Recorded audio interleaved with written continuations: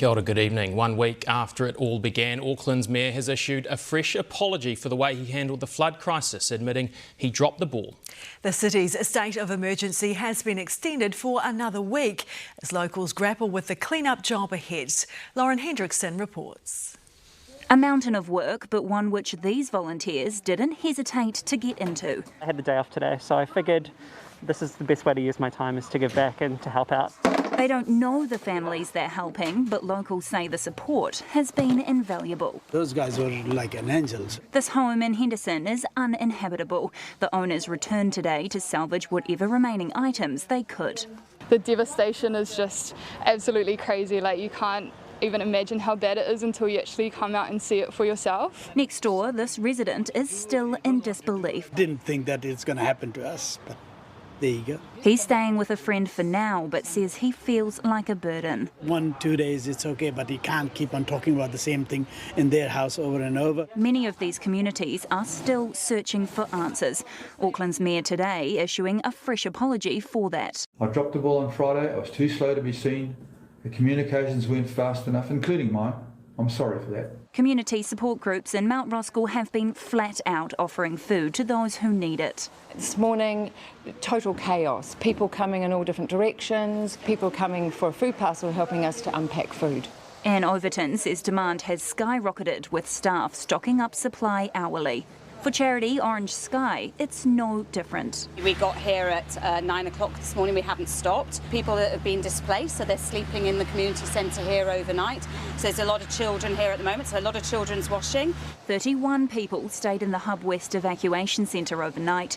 Some families, like Paul Hunt's, have been seeking shelter since last weekend. He has a 5-month-old baby as well as 2 toddlers. Having to come back here because we didn't have anywhere else to go.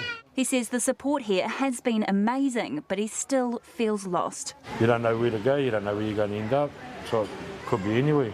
So there's just nothing like having your own house. Finding long-term accommodation is proving difficult. We have always had needs for emergency housing before this crisis, so it is a challenge, but at the same time we're working as hard as we can to find some homes for people. We first met Taimoi Silimona on Monday.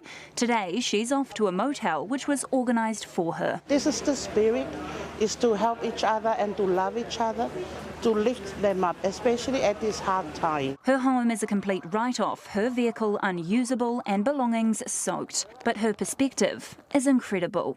We're still breathing and alive, Yeah, so that's it, yeah. In hard time and good time, thank the Lord. Having faith during the unfathomable. OK, Lauren, in breaking news, another district has just declared a state of emergency.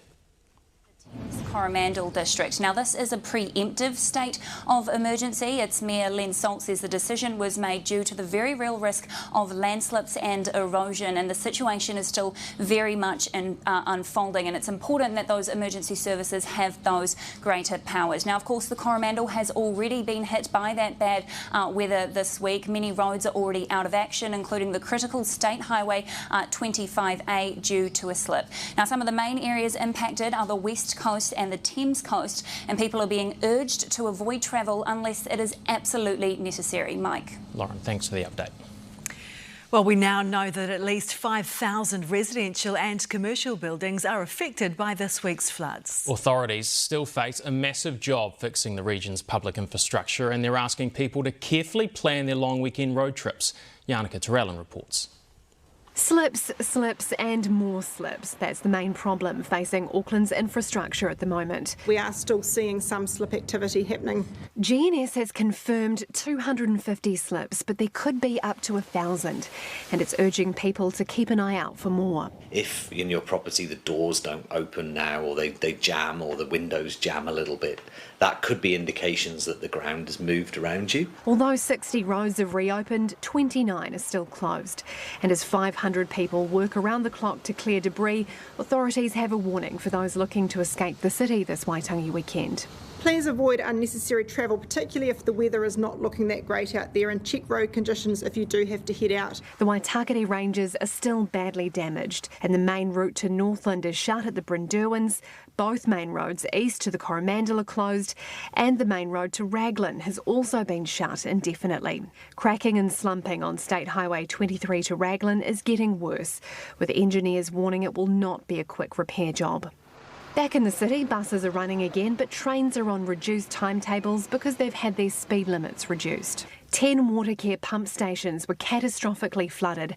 This is how high the water came on the Waido equipment.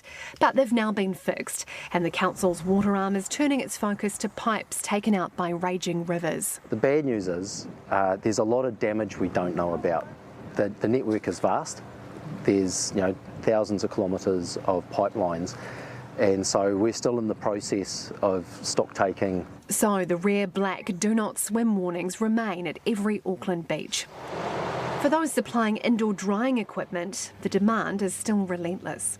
We currently don't have it at the moment of the dehumidifiers. We pulled up at Hirepool in Penrose just as the last carpet fan was being snapped up. As fast as the gear comes in and goes back out, the guys in this branch alone have got a 5-page waiting list of people.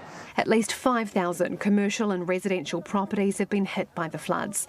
Progress is steady but slow, and authorities warn it could take months for Auckland's public infrastructure to get back to normal. Yana Katuruela, Newshub.